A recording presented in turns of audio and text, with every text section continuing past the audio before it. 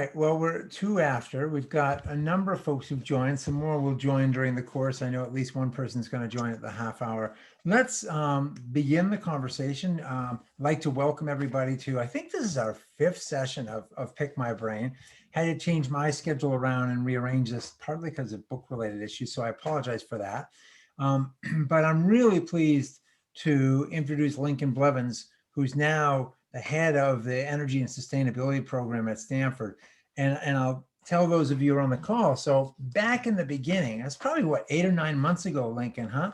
You and I were having a chat, and I said to Lincoln, I said, I'm thinking of this concept of trying to create this forum for students. And I know it's going to take some time to build, and the first folks in, we won't have hundreds of people, but ultimately, wouldn't it be cool if we could create something for, first order would be students and then other professionals who are interested in this conversation, with the goal of helping students who are in college or university who are taking their energy courses, sustainability courses, get a better sense of what's actually happening out in the physical world and what careers might be of interest to them. So since we started, and Lincoln basically said, you should do that, and I would love to be involved in that, and I will help you. And it was that initial conversation that you and I had that emboldened me to develop this Pick My Brain thing. And I think that's what we decided to call it right back then when we were having the conversation.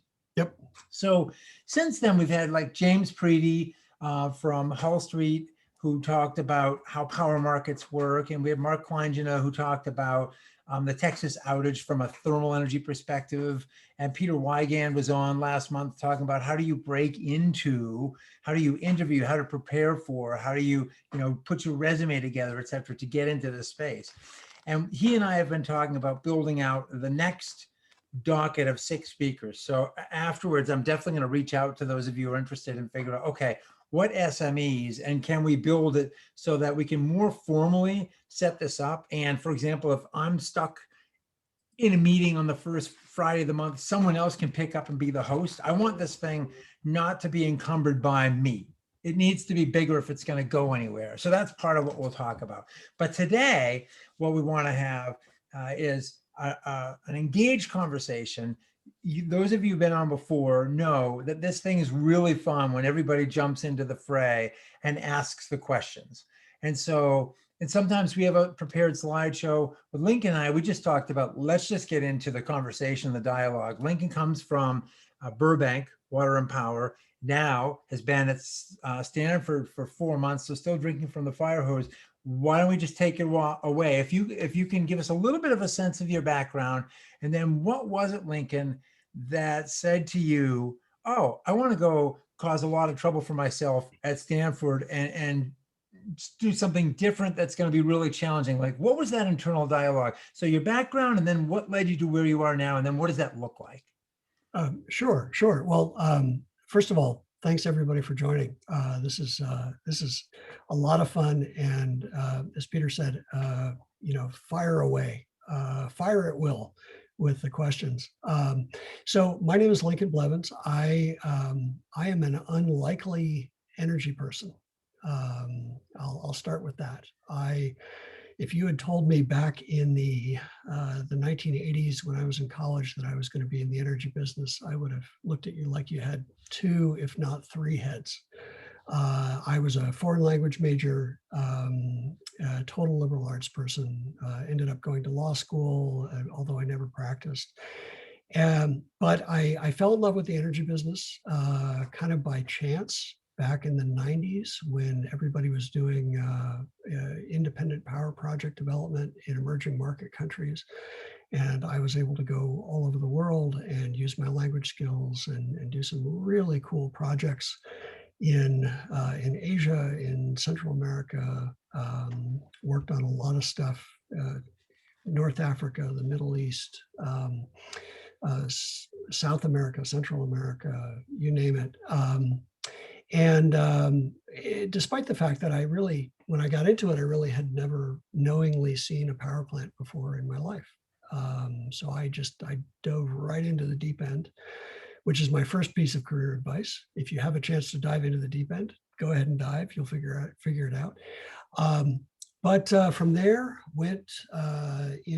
did some mergers and acquisitions,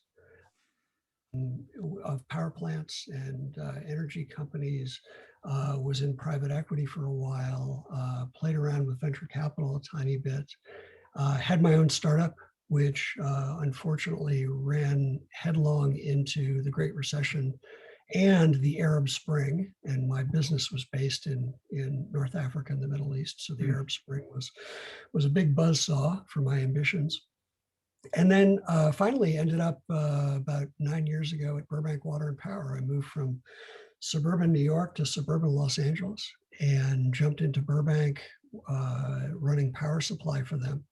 And Burbank is small but mighty, very, very innovative, vertically integrated utility. So everything from fuel and power generation to transmission to the distribution network. A lot of very, very interesting, very high maintenance customers like Disney and Warner Brothers and Nickelodeon and the biggest IKEA in North America, and a tradition of innovation, from renewable energy and energy storage all the way to smart meters and electric vehicles and what have you.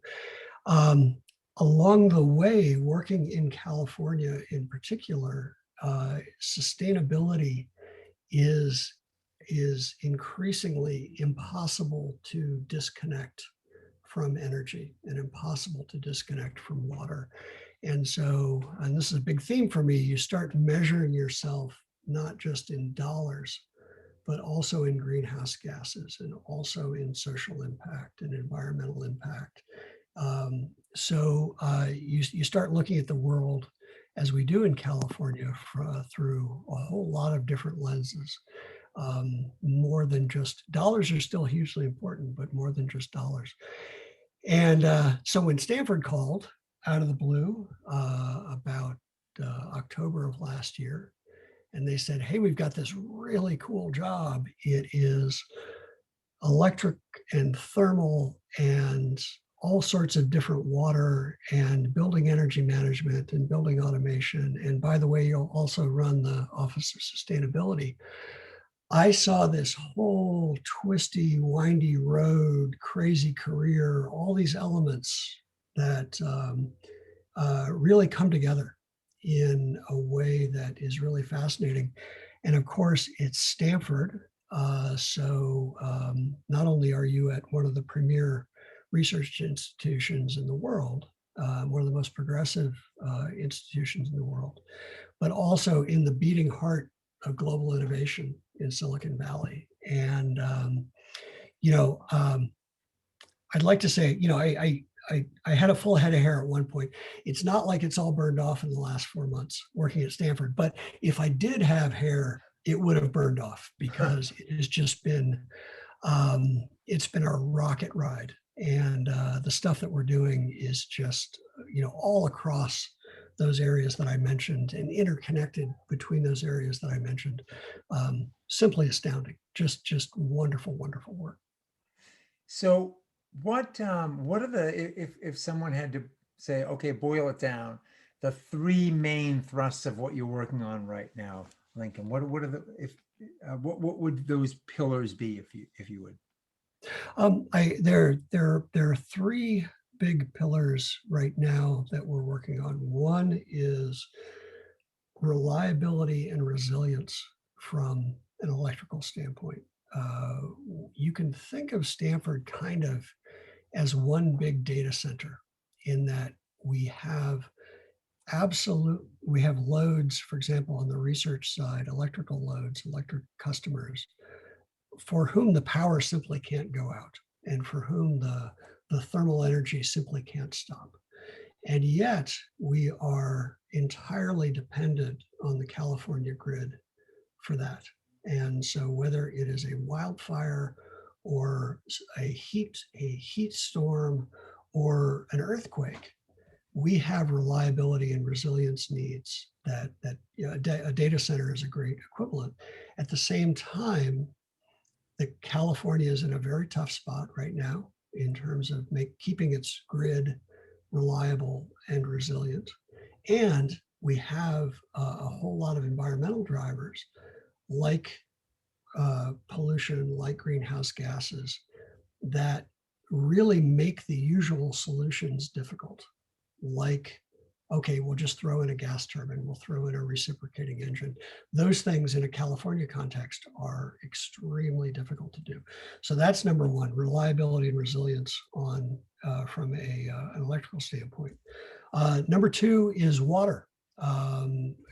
California is pretty much synonymous with long-term cyclical drought right now, and will be, I think, for my lifetime and probably for many lifetimes to follow. We have an extensive, wonderfully complicated and wonderfully robust water system at Stanford. We actually have 3 dams that are in my group. 2 reservoirs holding 3 dams are held back by 3 dams. And we have to figure out what to do with those dams, both from a seismic perspective, a fish passage perspective, and a resilience perspective in terms of water supply. And so we're looking at those very, very closely now and making decisions that are really 100-year, 200-year decisions. And if that doesn't make you sit up straight in your chair, nothing does. I mean, hundreds of millions of dollars, and folks 200 years from now will be talking about the decisions that you made. So that's the big one. But then, finally, you've got diversity, equity, and inclusion, and really thought about broadly. The Bay Area is, in my experience, probably the most competitive labor market in the world, especially for the folks who work in my group, who do a lot of very cool, sophisticated things that they also happen to do at Google down the street and at Apple, further down the street. But we're also faced with, in the Stanford ecosystem, tremendous economic disparity and tremendous environmental justice disparity, tremendous social justice disparity. So how do we position ourselves as part of the solution? But at a much more granular level, I need to ensure that I've got a workforce that is local and reflects the community around me and maintains the same level of service that the Stanford community expects. So one of the things that I'm working on is everything from apprenticeship programs to reaching out to literally everybody I can talk to make sure that we're not only doing the right thing for the community, but we're doing the right thing for Stanford in terms of the workforce and the larger social, environmental, economic justice issues. That sounds like a really simple job. Yeah, so you've piqued my interest. The first one is sort of a 2-part question. You mentioned reliability and resilience. If you can disentangle the 2 of those, because some people will have a clear understanding, others won't. And then second, you mentioned you're in this environmentally constrained environment. First, what's the risk of losing power? I know lab experiments you can lose years worth of data and just destroy all the value there. But if you can give us a sense of what that risk actually looks like to somebody on the ground who's facing that, and then what are the solutions you can bring to the table when you can pick only from so many widgets? So just to rephrase, first, reliability versus resilience. Second, what is the avoided cost of losing all that research or whatever else? If things went bad, how bad could they be? And then 3, what kinds of solutions can you pick from? Sure. Well, first, reliability versus resilience. They're closely interconnected concepts, but they're really different. Reliability is keeping the system on under more or less normal circumstances. In other words, how many 9s can you put after the 99% in terms of what your customers can expect under relatively normal circumstances for reliability. Resilience goes more to things like earthquakes and wildfires and those sorts of exogenous events that change everything. And not only how resistant are you to those events? Do you have alternate sources of supply? Can you fail over from one substation to a totally different substation and keep the power on? But then the other side of that coin is if the power does go off, how quickly can you restore the power? How resilient are you to that external shock on the system? And of course, in California, I'm a Chicago kid who lived in New York forever. I know about tornadoes, but moving out to California was a real education, has been a real education in wildfires and earthquakes, both of which are random and terrifying and totally unlike the tornadoes that we used to deal with in Chicago. But so those are things that you really have to actively think about, you have to actively plan for, and you have to really harden the system to be ready for. The second question was the damage. What can happen if things go bad? If you do. Oh yes, the implications, and that is something in a research institution like Stanford, where you're really measuring the economic impacts of those interruptions in tens or hundreds of millions of dollars. There is, as you pointed out, you've got a whole lot of very high value research going on, often over very, very long periods of time. And as a result, the power going out, it's much more expensive than it is just annoying. And so we need to, no system is perfect, but we have to make our system as perfect as we possibly can. And the challenge there is that back in about 10 years ago, the university made a decision to shut down their cogeneration facility, which was on-site power and steam generation, and build a first of its kind, incredibly innovative, incredibly effective electric powered hot and cold water unit, which you should come and tour if you're ever out in the area. Please give me a call. We'll set up a tour. But that is, so everything is run though, in the absence of on-site power generation, everything is run off the grid. And that was a reliability and resilience decision that we're still thinking through, and we're still thinking through what are our options.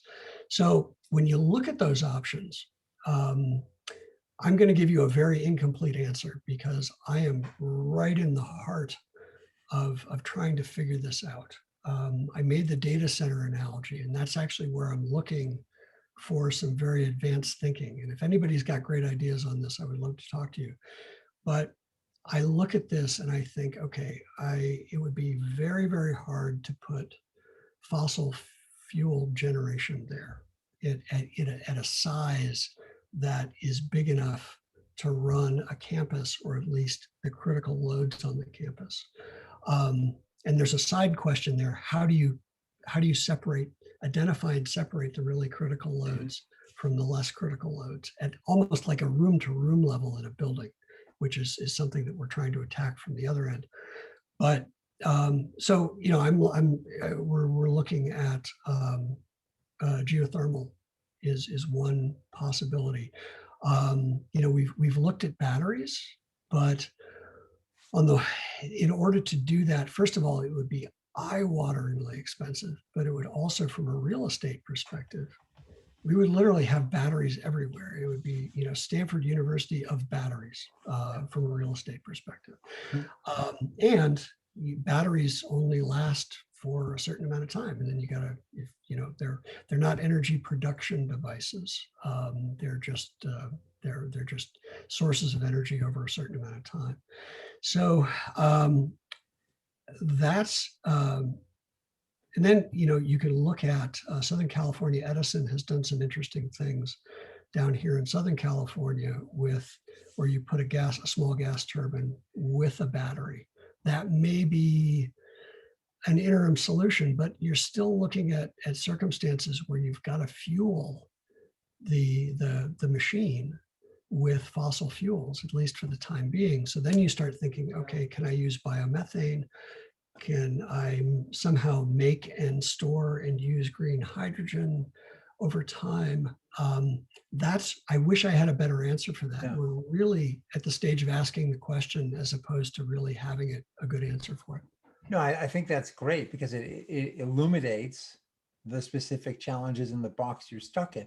It does make me wonder though, okay, if you have these research, this valuable research that if it's lost could be worth tens of hundreds of millions of dollars, what's the real harm in having diesel gen, which you hope never to call upon? But if you did call upon it for a week, in the scheme of things, it's X amount of emissions. You could atone for that sin by buying some RECs or something, and at least you wouldn't have destroyed, tens of millions of dollars or more of data and somebody's career at the same time. Like, I'm just curious. I know you've been thinking about this a lot, but it sounds to me like the perfect might be the enemy of the good in that particular situation. It very well may be. And that, I've got studies from a couple of years ago of, just for the electricity geeks out there, LM6000 gas turbines, Mhm. Wärtsilä reciprocating engines, and that is a big part of the analysis. I look at it. I look at our reliability waterfall effectively. We've got Mhm. two different interconnections, but how different are those interconnections really in the context of the regional grid? Are they, is it just two lines off the same, upstream substation? We've got to take a very close look at that. What is the likelihood of a being subject to a rolling blackout? That's something that we've got to look at both from a historical perspective, but also, okay, climate change, wildfires, gas fired generation going off, the Diablo Canyon nuclear plant being shut down, all of these factors in the larger grid. And then more locally, what is the likelihood, again, historical and projected, of being subject to a public safety power shutoff, Mhm. PSPS, event from Pacific Gas and Electric? And how does the nature of Stanford's loads, which includes things like a big hospital complex, how does that affect that likelihood? Or are we just subject to the technical realities of the grid at that time, or does it purely come down to physics and machinery that can fail? So we've got to look at it from that perspective, kind of the upstream perspective, and then the downstream perspective. How much load can we shed that is lower value load? And often in a building that will be almost room by room, Right. which of course is a whole different thing. So it's a no solutions are off the table right now, but we have to figure out how to quantify both the top down and the bottom up, and then compare that, as you said, compare that to the potential costs of an outage. Thanks. I'm going to be greedy and ask one more question because it's my forum. After that, I'm going to open it up. But and for any of you who know Lincoln, you'll know that he loves the energy conversation and takes joy in education. And it's one of the things I've loved about all of our conversations. You've got a student body there that's among the most talented and bright selected group of individuals on the planet. Getting into Stanford is, I might as well try and fly a kite to the moon, right? I certainly could never get there. So you've got students there. And I know you like to teach because we've had this conversation. How do you take advantage of that student body? A, so you tap into that brain power, and B, so you have students who graduate who have more than just a bunch of A's on a report card, but actually can point to bodies of experience and actual physical problems and challenges they've engaged in. What is that? I know you've only been there 4 months, but what is that conversation? How does that begin to unfold for you? It's one of my favorite parts of the job. I know. And it's a little bit broader. I'm still learning. Higher education is kind of a world unto itself. When I look at a problem, I'm looking at the resources that I have in the student body. I'm looking at the resources that I have in the faculty. I'm looking at the resources that I have in the larger innovation ecosystem that is Silicon Valley. The students have been even in my short tenure, have been and even during COVID, have been incredibly enthusiastic. And of course, horsepower for days. I mean, I'm just glad I went to college in the 80s when it was easy to get in. Same Holy here. cow. I mean, it's just extraordinary. So we've got actually more grad students than we have undergrad students. So depending on the project and depending on the role in the project, we put out an ask for some student interns, and we get orders of magnitude more volunteers than we actually have spots. And we have opportunities for grad students. For example, we're doing a really successful project on recycled water right now. Grad students, postdocs, and so we try to bring as much of that horsepower to bear in general, but we absolutely love to use Stanford as what we call a living lab for innovation, water, energy, waste. I mean, we're working waste. Zero waste is part of my empire, so to speak, and we're doing some incredible zero waste pilots right now with a ton of student help.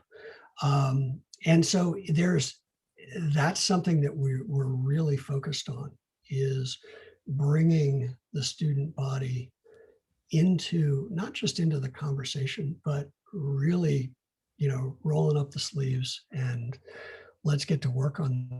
And that's true with the folks on the STEM side.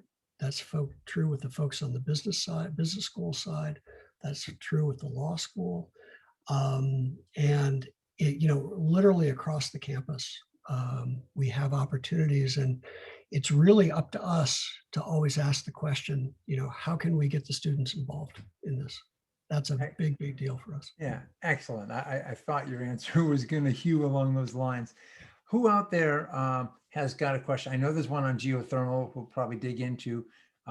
Who else has some questions they want to ask right now? I've got a million more, but I certainly don't want to monopolize the conversation. Reiner, you've been on for a while from over the pond. What do you want to know? I'm recently, or I will finish my bachelor in economics in a couple of months, and my question goes into the direction. How do you see it?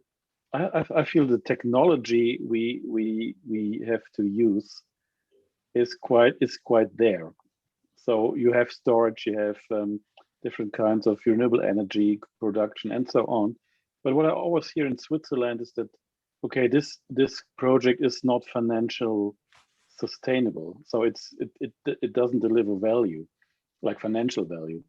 And when I look at my economic study here in Switzerland, I hear a lot of, okay, I hear this basic stuff like the invisible hand. It has no interference from the state, and the only thing that rules is money. You have to grant money from it. And then governments try to intervene there and try to put up like a CO2 pricing, which helps to internalize the negative externalities. Is there also discussion in the States going on about that, like how to measure also things that aren't measured in dollars or euros? It's a great question, and in fact, I'm working on an article on that very topic. In that, my thesis is that the way we measure success is fundamentally expanding. That dollars have been a very, very easy way to keep score for a long time. The economic value, but I see the metrics that we use to measure success as expanding to include things like greenhouse gases. We're already doing that from an energy perspective in California, where when we do our integrated resource planning, our long-term energy planning, we're modeling economic value, but only really in the context of achieving our greenhouse gas goals. So all of a sudden that, you know, the spreadsheet is worried about that, about GHG, it, you know, as a, almost as a gating function to getting to the dollars. And I find that very, very powerful. But I think we're also getting, I think we have to get beyond that to measuring the societal impact, measuring the environmental justice impact, the social justice impact, the diversity, equity, and inclusion impact, measuring the circularity of what we're doing, not just the linearity of what we're doing, but the circularity of what we're doing.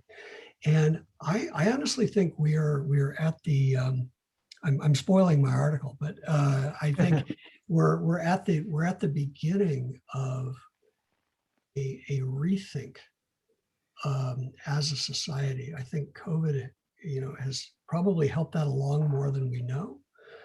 It'll be like with any big disruption, it's always a few years before you figure out how something as monumental as COVID has actually changed our world. But I do see that coming, and I do see a broader consensus on measurements, not instead of dollars, but in addition to dollars.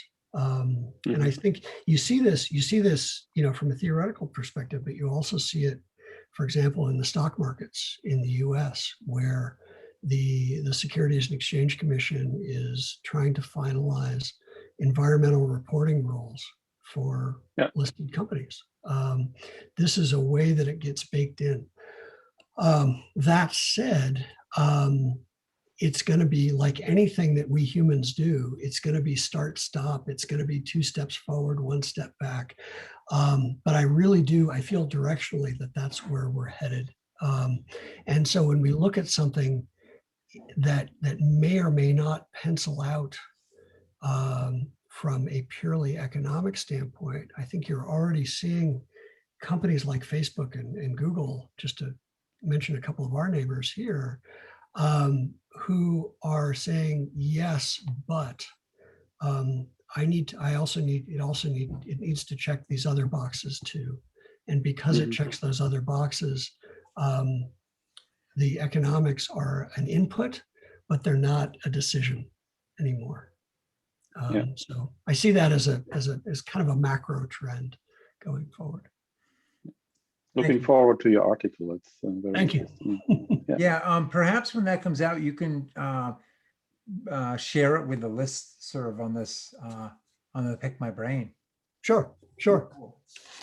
Peter W., you had a question, which was, have you considered deep geothermal resources? Would you feel comfortable unmuting and amplifying a little bit around what it is you want to know?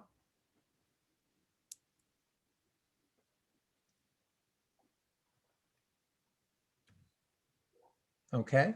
Well, I'll ask. So what you mentioned geothermal, Lincoln, what's the current state of thought in terms of what that might look like, how to determine whether that's a useful asset, and what would such a project entail? Yeah, it's still very much on the radar screen at Stanford, but you know, you go back 10 years to the decisions that were made to go from a cogeneration plant, which is of course a steam-based output, electricity and steam, and then engineering the heating and the chillers on the campus to accept steam, to use steam as an input. And it was really a fundamental re-engineering of the campus about 5-6 years ago, not only from a piping perspective, but from an end use perspective, to move from a steam-based system to a heated and chilled water-based system, which is what we have now. So that the plant, it's called the Central Energy Facility, very creative name. But that is basically a mechanism, and please look it up if you you just Google Stanford Central Energy Facility or Stanford SESI, SESI, which is kind of its nickname. It's a way to use renewable energy to generate hot and cold water, but also to transfer hot and cold within the university. In other words, if the hospitals need heat, maybe we can take the return, which is going to be cold water with the heat taken out of it, and maybe someplace else needs cold. So instead of trying to heat and cool and heat and cool and constantly make something into something else, maybe we can just move that around the campus. And that's a big part of what we do. So in that construct where you're looking at hot and cold water as opposed to steam, it's a very easy theoretical jump to say, well, gosh, that sounds a lot like geothermal in another form. If you're not relying on a steam temperature, a very, very high temperature product to drive the system, you're looking at frankly, lower temperature variances associated with just hot water and cold water. Maybe geothermal's got a part to play in that. And so I then look out at the 8,170, I think, acres of Stanford, most of which is uninhabited. I think, gosh, maybe that's part of our system. And of course, from a reliability standpoint and a resilience standpoint, it's wonderful because it's right there. And geothermal is to my understanding, is relatively resilient to things like earthquakes. It just doesn't tend to break in those circumstances. So it's something that's on our radar screen, but we really haven't taken it farther than that yet. It's on my boss's boss has it on my to-do list over the long term, which I'm sure is very long. Yes. Yeah. There's a question over in the right from, I hope I get the name right, Shenghao Wang, saying, do you know of jurisdictions or regulators properly incentivizing conservation / reduction in energy use instead of incentivizing utilities and generators to encourage more consumption? Can you talk about your experience at Burbank and how you dealt with the issues relating to rates and revenues relative to the societal outcomes you were trying to accomplish? Yeah, I'll caveat by saying that is probably like a 2-day discussion. Okay. That topic. So I'm gonna very consciously kind of skim over the surface of it, but it is a fundamental question of rate design. When California deregulated back 20 plus years ago, the regulatory push was to volumetric rates. In other words, capturing all of the fixed costs in volume. And therefore, if the utilities wanted to pay for their fixed costs, they had to sell more energy.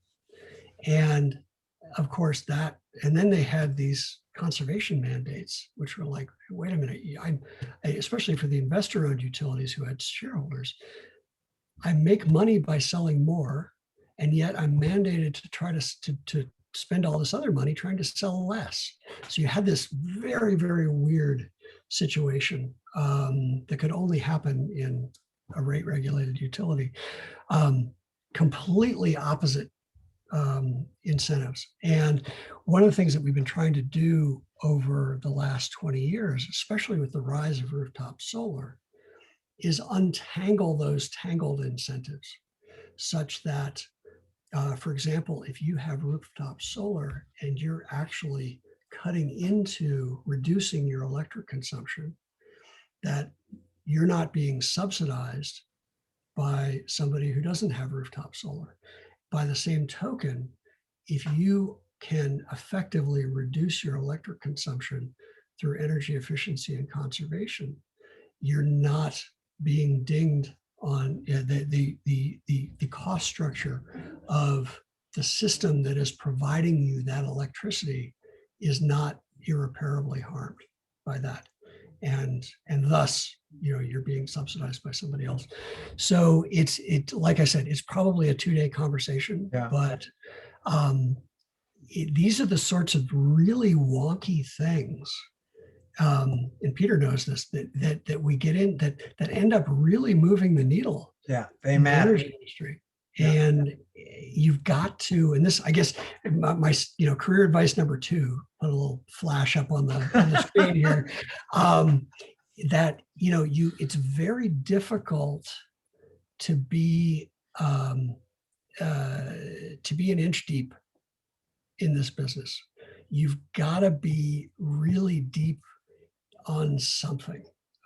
Because there is so much complexity underneath the surface, whether it's financial or engineering or political or just human behavior. Oh my goodness, technology, all these things. There is a tremendous amount of complexity, and a lot of that complexity drives a lot of the stuff that ends up floating to the surface and making the headlines. I agree with your comment, inch deep. Last night, somebody called at dinner time and dropped the name of a colleague that I knew. So I took the call and he started trying to sell me something. And I said, wait, that's not physically possible. He basically said, I could save you 25% more in a competitive rate than you get with the utility. I said, that's not how markets work. It's not physically possible. And he tried to explain. I said, can I just ask you a question? And he said, yes. I said, how long have you been in the space? And he said, since 2019. I said, I don't mean to be rude, but come back to me in about 10 years. You don't know what you don't know right now, as I didn't know what I didn't know 2 years into the industry. I said, with all due respect, you do not understand the conversation you're embarking on right now. So yeah, I couldn't agree with you more about that one.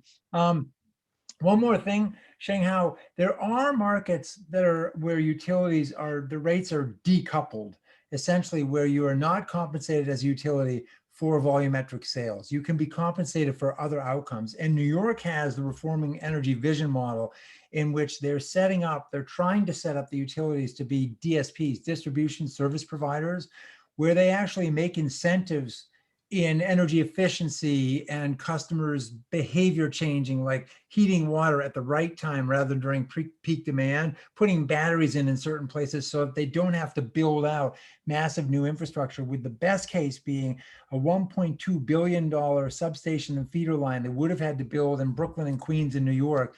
And instead, they spent $116 million and avoided 58 megawatts of peak demand that otherwise would have occasioned that $1.2 billion spend. So there are some models like that, but still few and far between. Next question comes from Louise Schiavone. You know her from NPR. I'd love to have you ask the question so we can hear your voice that we always hear on the radio. But if you, so I'm happy to ask the question. I'm happy to ask the question. Perfect. I love seeing these invitations on LinkedIn because I always think, wow, I can learn something more. Lincoln, I teach at the Johns Hopkins University Carey Business School, the Graduate School of Business. I teach business leadership and human values, and also business communication. And, I do newscasts at NPR, and I also write in the environmental space.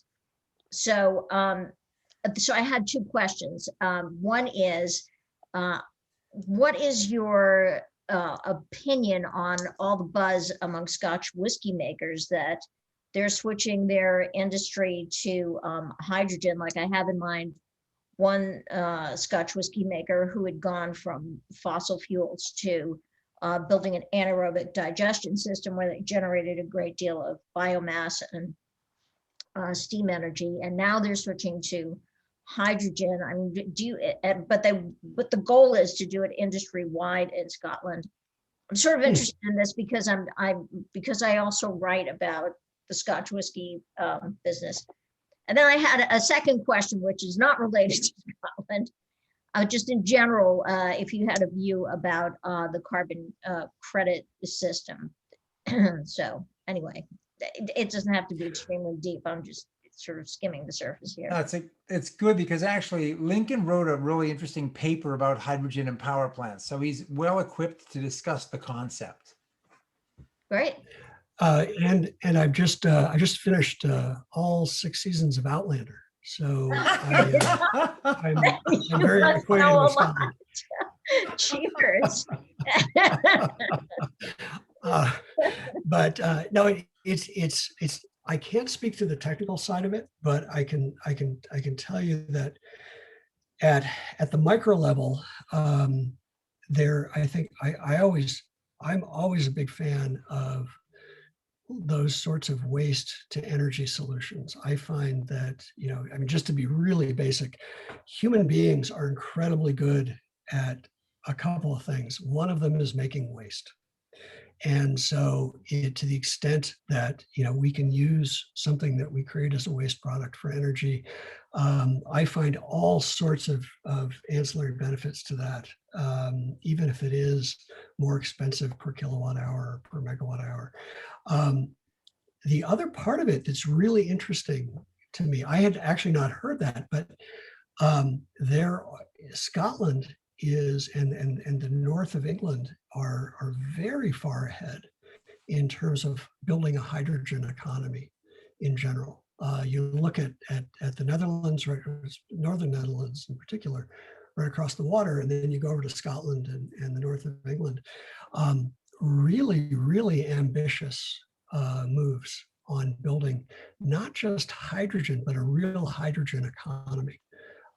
So it's to the extent that they can then tap into that. Obviously, you've got a lot of offshore wind in the North Sea, and to the extent that you can use that renewable energy to make green hydrogen and then do, very favorable things with it, like make great whiskey. That to me seems like a really positive outcome. But yeah, I've been amazed. I have colleagues over in that part of the UK who are deeply involved in that, and in the same way that we look at California and we can see a big part of the future unfold. I love it that it's almost kind of incongruous to me that you can look to the Scottish Highlands and see part of the future unfold. That's really, really cool, and it's using a whole lot of local, what they've been blessed and cursed with locally, a lot of wind, to create their big part of the energy transition. So I think that's really cool. Your other question is about carbon credits, and I think about this a lot. I think about the way we get from point A to point Z in the energy transition and in the carbon transition. And the analogy that I always come back to is the humble fax machine. You think about back in the 90s when the fax machine came out, and all of a sudden, oh my goodness, I can send something from here to there, and I don't have to hand it to the FedEx guy at 4:59 p.m. and hope that it gets there and spend $25 and everything else. But now we look back at fax machines and we say, you know what, that was a really deeply imperfect solution, but it gave us time to figure out the PDF and figure out email and figure out how to move to and DocuSign and Acrobat and everything else. It was an interim solution that was far from perfect, but it allowed us to take that next step.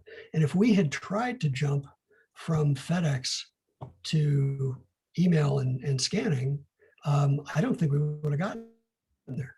We need those imperfect interim steps.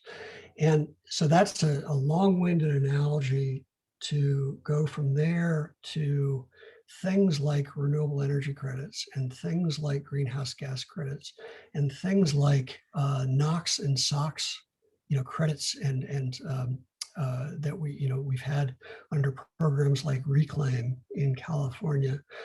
None of them are perfect solutions. None of them are even close to perfect solutions. Most of them are way overcomplicated, very difficult to manage, create armies of bureaucrats and regulators in order just to get their arms around them.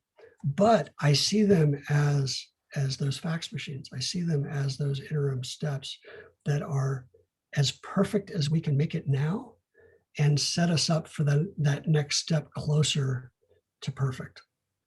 And then if you put that in the context of my kind of global theory that this is where the world is going, you look at that and you say, okay, this is how we have to do it now. But as everybody starts to measure these things, we're going to figure out how to get better at standardizing measurements and certifying that outcomes are real, and then creating a system where we can actually add all these things up and see how we're doing. That to me is this very powerful macro trend that moves us to where we need to be, but it's full of all these really imperfect compromises, but that are directionally going in the right way. But in the meantime, it's like, the fax machine's out of paper, Right. With Bloomberg did at least a couple of big takeouts on, for instance, the Nature Conservancy's forest-based carbon credit system, and found that they were getting they were able to sell carbon credits for stretches of forestry that were never ever going to be leveled anyway. So there was a little bit of flim-flam that was associated with that. So she said that, like, anytime you talk to somebody, they always talk about, well, does it really exist? Are you really mitigating by whatever commodity you're talking about? Yeah, it's very, I think of kind of both ends of the spectrum. I think about, say, a SEMS unit, a continuous emissions monitoring unit on the smokestack of a natural gas-fired power plant, where you've got data, and you go out and you calibrate that thing, and everybody agrees it's calibrated, and everybody agrees that not only is this the data that came out of the machine, but it passes the smell test. That's one end. That's a pretty concrete end of things. But then you're absolutely right. You get into these offset projects, which should be really good things, but I haven't read that specific stuff, but I've read a lot of circumstances over the years, and this goes back 25, almost 30 years, of these reforestation projects where they get built or they get forested, and somebody takes a photograph, and then the trees grow and they cut them down, and we have to find that durability and that credibility in these projects. It's a lot easier when we're dealing with equipment and sensors that can be calibrated and certified and measure and send out a stream of data. It gets way harder when it is a 10-mile square patch of rainforest somewhere in Brazil in the middle of nowhere.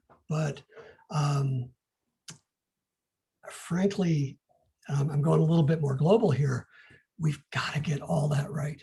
We've got to get all that right. The most precious thing that we have in this imperfect world of ours is credibility. And if these solutions aren't credible, we're going to be taking way more steps back than we are steps forward. And so I'm right there with you. I wish there was a better, and maybe with satellites and GPS and everything else, maybe there's a way to do that sort of reforestation stuff better in 2021 than we could in 1995. I hope so, but I worry about it. I worry about impacts to credibility, creating at the micro scale, creating impacts to credibility at the macro scale. And inviting political backlash. Yeah. Thanks very much for that very thorough answer. I appreciate it. Thanks, Louise. I also used to teach at Carey, so that's kind of how we met, right? Through a mutual. Through Lindsay, yeah. Exactly. Right. Annie has a question here. Can you clarify the differences between mini, nano, and microgrids? And before we get into that, so some universities like UCSD, University of California, San Diego, UC, Austin, Texas. A bunch of places have these sort of full-fledged microgrids where they have their own central power plant like you used to have, right, with your CHP plant. And then you move back more towards a grid connected solution. Can you explain a little bit first about microgrids, how they work at the high level, and then what, I hear the definition of nanogrid or mini grid being sort of the same, but maybe that's a distinction or nuance I'm missing. Any thoughts on that? So first, big picture, what's the concept around a dash grid? And then what are the subtle distinctions there?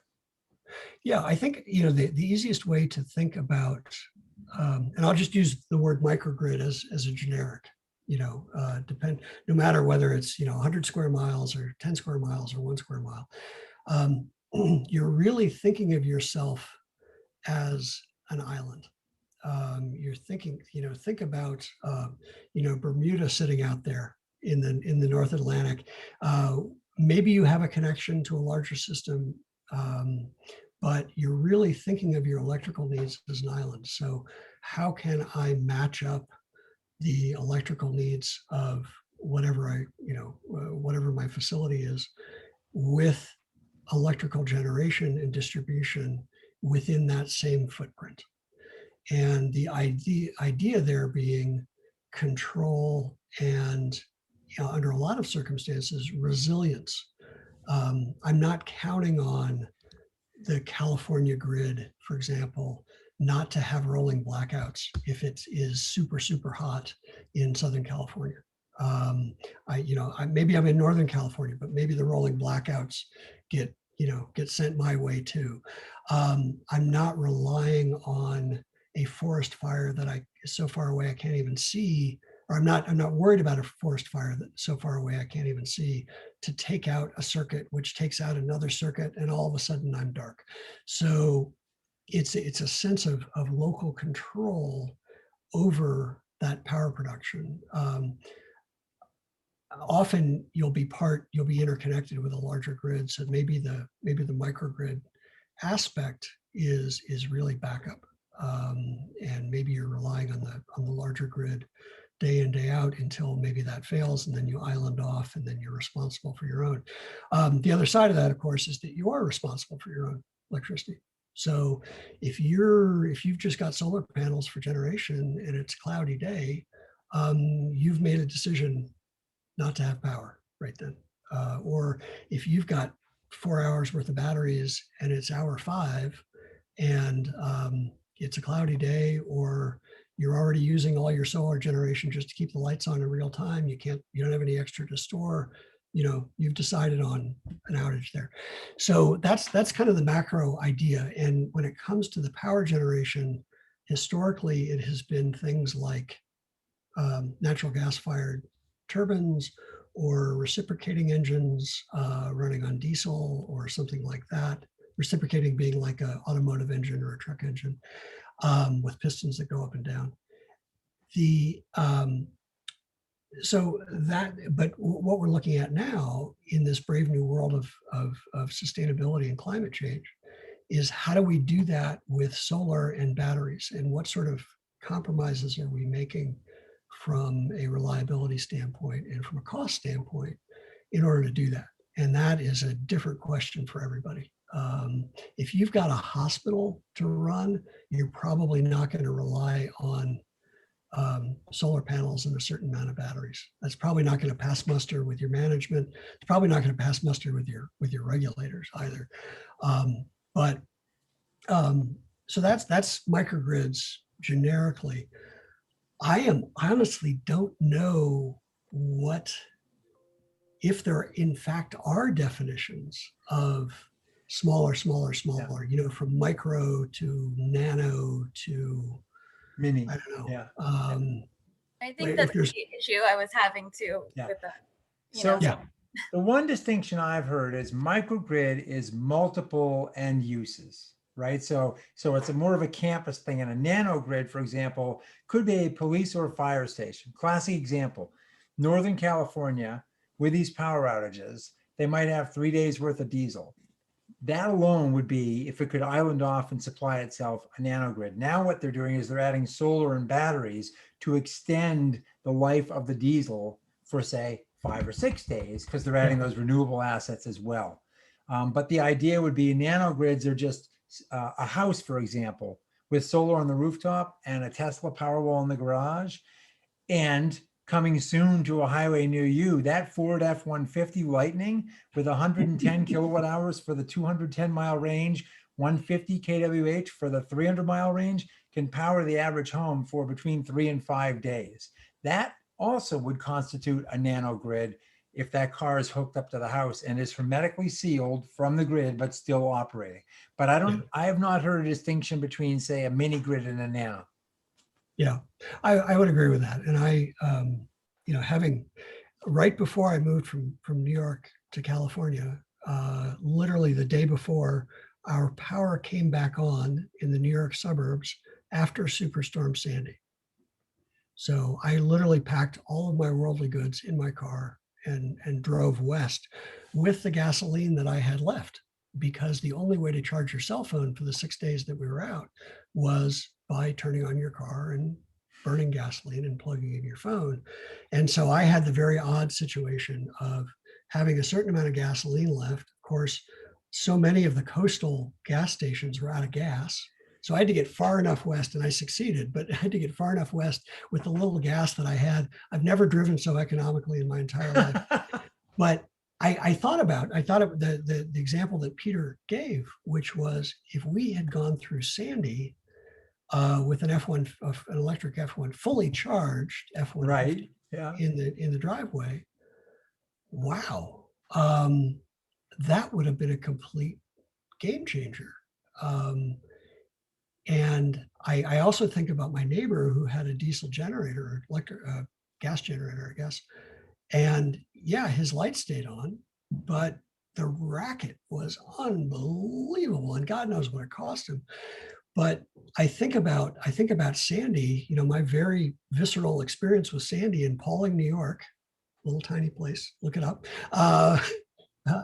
George Washington slept there once, actually. But I think that would have been a completely different circumstance if we had, even if we wouldn't do laundry, we'd bring our loads down to a minimum. But if we had that amount of battery storage, I think not only it would have been a game changer for us, I think it would have been a game changer for pretty much everybody in the tri-state area. In terms of getting through that superstorm. George Washington slept in so many places. It's a wonder he ever got any work done. Not a lot of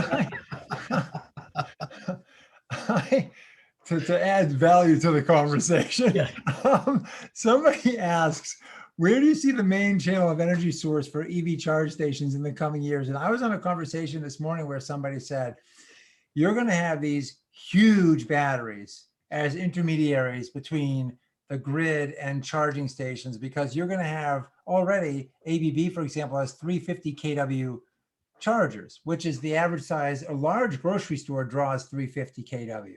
Yeah. So they posited that maybe these batteries could absorb a lot of the surplus capacity from solar at certain times of the day. And one of the phrases I'm going to trademark is tummy tucking the duck around the California bulge of power, cheap power during the middle of the day.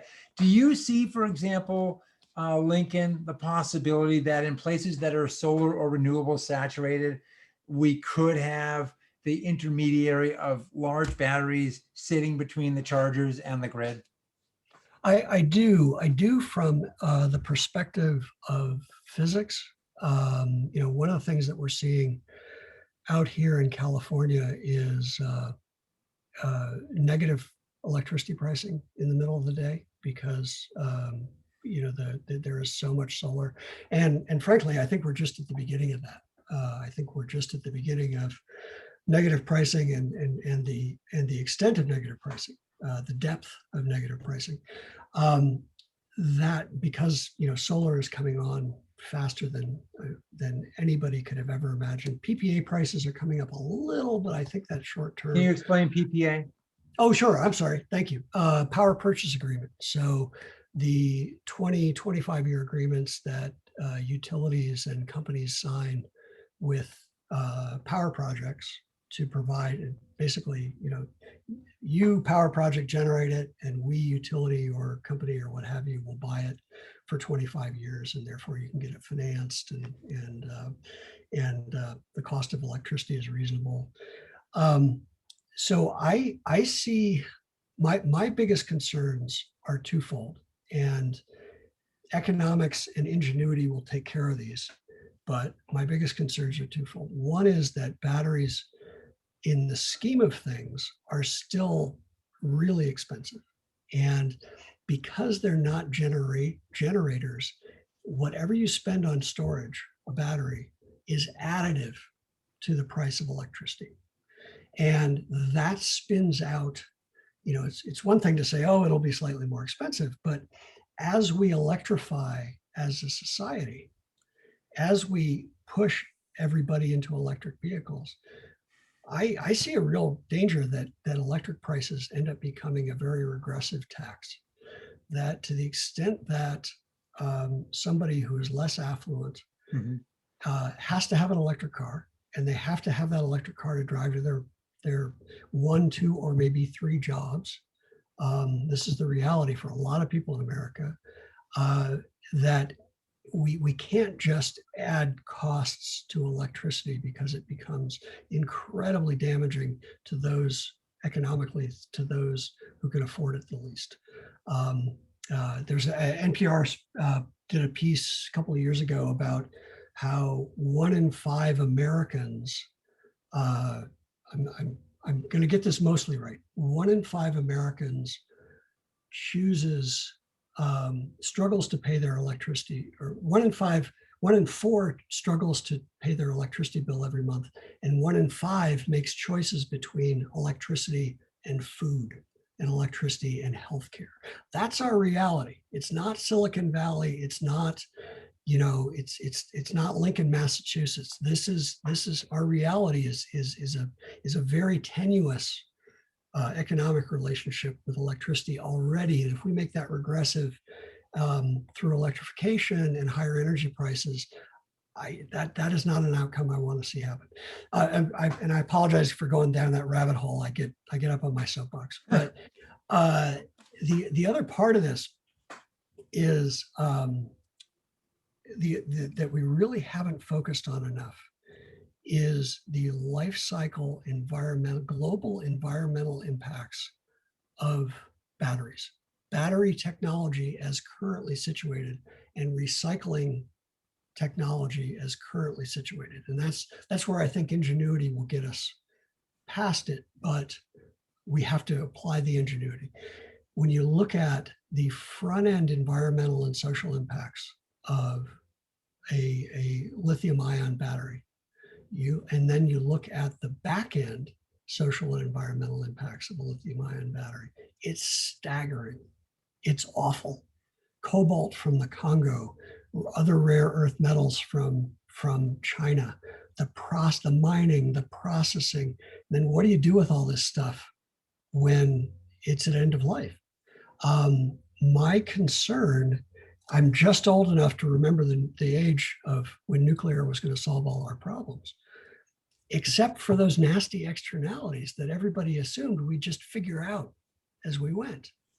And ultimately, we ended up giving the next generation this massive global problem of nuclear waste.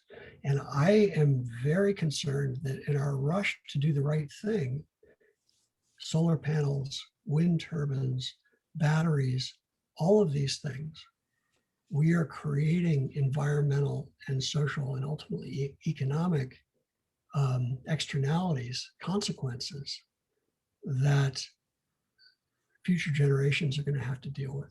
And it's a big deal for me to try to price that in now. Let's price in the whole life cycle. Let's not just price in, oh, we've got free fuel, and as long as we meet debt service, we've got basically energy with no incremental cost.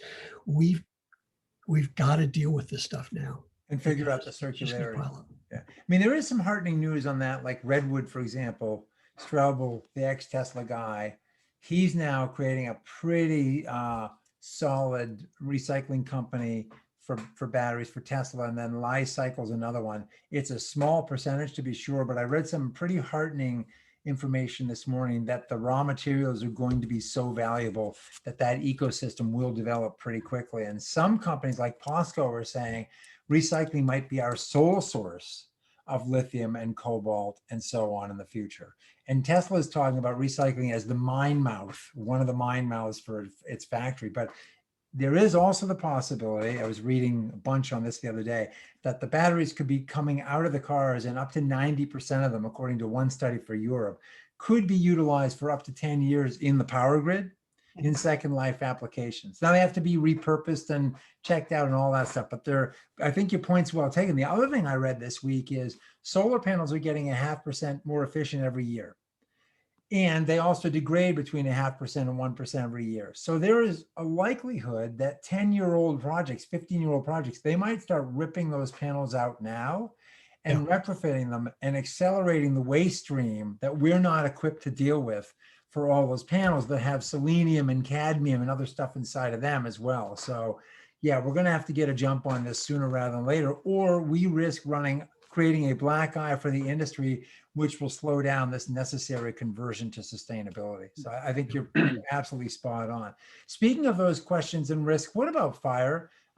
Did you put batteries in Burbank? I know there was the fire in APS, the McMicken fire a couple of years ago. There was one in Liverpool with an Ørsted battery, 15 megs over there. What was your stance at Burbank? Were you looking at batteries? How do you think about the fire safety risk? We think about it. We thought about it from a couple of different perspectives. From a resource planning perspective, so how do we run the power grid? Batteries or some sort of energy storage devices, and it's very much, everybody thinks of lithium ion, but it's really, you got to find the chemistry that's right for you. You got to look at the application and figure out what you need. But we definitely need storage. Burbank is going to be, they're currently at about 38% renewables, and they're going to be more than 2/3 renewables in a couple of years when Intermountain Power Project switches off and that gets backfilled with renewables. And because of the way they're situated in the LA balance, this is a little wonky, but I'll try to explain it. They're situated in the LA Balancing Authority, Los Angeles Department of Water and Power, not the California ISO. So Burbank Water and Power, like Glendale Water and Power in LA, has to deal with intermittency itself. It can't let that be socialized across a big grid. So when Burbank looks at storage devices for renewable integration, it's like a real front direct hands-on sort of thing. It's not something that that currently the ISO is taking care of. So it's got to happen. It's got to happen. It's the part of any reasonable plan. At the same time, though, we're also looking at the distribution system and worrying about fire risk. Because these are out in the community. It's a densely populated area. They're out in the community. But then the other part of the fire risk was people wanting to put, say, Tesla batteries in their garages. Mm-hmm. And as it turned out, the fire department, first of all, was only getting up to speed on how to deal with these things in the event of a house fire. But more than that, didn't really know that they were there. There wasn't some big like hazmat placard on the garage that the firefighters would see. They just run into a burning garage and see lithium ion on the wall. So there were some very fundamental nuts and bolts things like, hey, if you've installed batteries, you got to tell the fire department. If you've installed, and then the fire department's got to get up to speed on how to deal with these things, under the worst possible circumstances. So my point is that the battery question really goes all the way across the value chain, from the solar plant out in the desert to the substation to somebody's garage. And then batteries on wheels. There's a really interesting story I'll relate that for the book, I was talking to the energy guys at battery guys at NEC. And they said, if you want to understand how to think about this, look at this National Fire Protection Agency article from, or I think it was early 2020. This was in Mountain View. An engineer was playing a video game in his Tesla and allowing the auto driver to make the decisions. And the highway was poorly marked where it split. So the car split the difference and smashed into the barrier and killed the driver. So the Mountain View Fire Department got there. They knew about Tesla batteries and the batteries were popping. So they started to try and disassemble and had some issues. So they called Fremont, 20 miles down the road where the Tesla headquarters were. The Tesla engineers tried to get in cars and drive up, took them 2 hours. By then they'd made some more progress. They were spraying water on the wreck. The Tesla guys took out 20% of the modules in the battery packed down below. Then they put the car on a car carrier, a tow truck, and then they took it to San Mateo, also about 20 miles away if I have my geography right. Took the car, it reignited on the way. It started popping and cracking. So they dropped it into San Mateo, sprayed water on it, put the thing out, completely put it out, they thought. Day 1, nothing happens. Day 2, nothing happens. Day 3, nothing happens. Day 4, nothing happens. Day 5, still good. Day 6, it catches fire again. Oh. Because the stranded energy, one of the cells was warm enough, it eventually warmed back up because it shorted, and then that heat propagated to the next cell and the pack reignited again. And it's not the only instance in which that has happened. So people in the fire departments not only have to understand that they put the fire out, but that fire might reignite several days later. Yeah. So these are some of the issues we have to deal with new technology, without question. Yeah. Yeah. Shall we go with one last question before we wrap up for Friday? This has been awesome, Lincoln. I knew you were going to be a font of a lot of really interesting wisdom because we've had these conversations in the past, but this has just been fantastic. Who wants to take the last shot here at the maestro? Who's got one? I have another question. Please. The question is more in the direction of leadership in energy companies.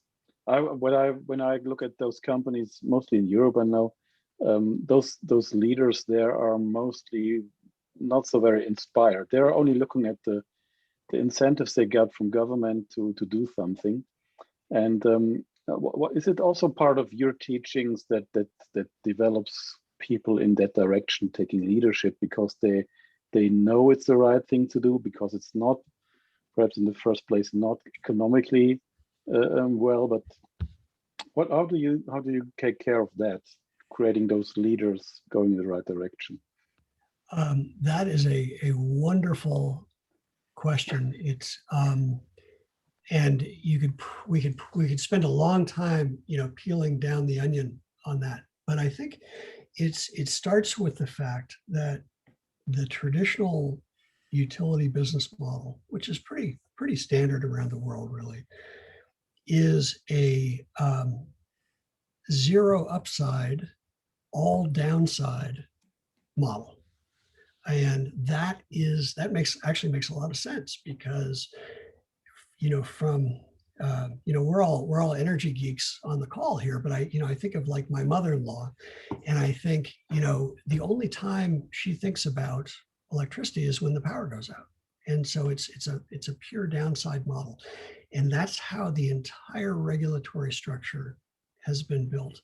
It gets a little more complicated with investor-owned utilities because you've got, executive bonuses for certain things, but it's ultimately it's a pure downside sort of model. And so that it becomes self-fulfilling in that it attracts people who have that mindset, but then it also reinforces in those people a tendency to avoid innovation and avoid uncertainty. And that has served, it's easy to make fun of, but it's actually served the industry very, very well for the last 100 years because the industry was relatively status quo in terms of its business model, in terms of the way that electricity was produced and transmitted and distributed, the way that electricity was used. It was pretty static. Load grew, but everything else stayed pretty static. What we're seeing now, though, is, I think, the most transformative decade that we've seen in a long time. The way I see it, we're going to see more change in the next decade than we have in the last century. And we're just, I think, you know, the 2020s have had a rough start, but I do think we're going to look back at this and say, oh my God, we were there. We were there for a truly transformative decade. I like to think that all of our grandchildren are going to be envious that we were, you know, we got to be here now. I really believe that. And so when we look at especially the utility business model and thus the people it attracts and thus the behaviors that get reinforced, we really have to make an abrupt change. Not only is the entire electrical system changing as we speak, from the way electricity is generated to the way the transmission system is managed to the way it's distributed, all the end uses. You know, we now have generation and storage behind the meter. We have building energy management systems, what have you. So we have that going on, but at the same time, we're fundamentally expanding the way we rely on electricity in our world. Electric vehicles are a perfect example. The electric business and the auto business have barely interacted for a century. And all of a sudden they're going to be defining each other's businesses. You know, just fundamental change. And so, you know, we saw this in Northern California with the last fires, that people with electric cars not only couldn't run their refrigerators, they couldn't drive their cars either because they ran out of electricity. So you've got both the system changing in real time, but also the dependence expanding in real time. And that, to me, implies that not both at the executive level of the utilities, but also throughout the utilities, we need to have a fundamentally different approach to the business. And ultimately that comes back to, is inseparable from the way that we regulate the business. And of course, you know, the old joke in the utility business, at least in the US, is that, you know, the utilities are 10 years behind reality and the regulators are 10 years behind the utilities. You know, and that's a little extreme, but that's the, you know. We have the same here. Yeah, it's not wrong. And no matter what language you're speaking, you know, no matter where you are in the world, no matter what language you're speaking, that tends to be the case. So I think in order to be successful, we can't be perfect, but we need to literally change gears, turn the, you know, to completely change our thinking and change our approach. That's not going to happen as fast as we want it to. And in fact, it may barely happen at all, and we'll have to live with the consequences of that. But that's, in my mind, that's the situation we're in. It's transformative, and that's really exciting, but it's also transformative, and that's really hard and often really slow and like this. So it's an incredibly exciting time to be in this business. I think it's going to be frustrating in a lot of ways. It's going to be scary in a lot of ways. It's going to be exhilarating in a lot of ways. But none of us are going to forget this decade. None of us are going to forget the 2020s. And like I said, I think our grandkids are going to be jealous of us, frankly. Well, Thanks. That's a great way to end things. I think, you know, you've heard from one of the absolute practitioners on the front line making things happen. And I'm walking away with this with one sentence in my head: as we get to be here now. And I hope the rest of you take that phrase and use that to infuse your professional activities with a level of passion and joy and creativity the same way that Lincoln has for many, many years. So thank you all for joining us today. Lincoln, I knew you were going to be awesome. You fulfilled my every expectation. Thank you so much. We will record this. I'll figure out a way how to get this out and put it on LinkedIn and give it broader exposure, because it's a conversation that needs to be heard. Thank you so much. Everybody have a great weekend. Thanks. Okay, thanks. Thanks. Bye. Thank you, guys. Thanks, bye.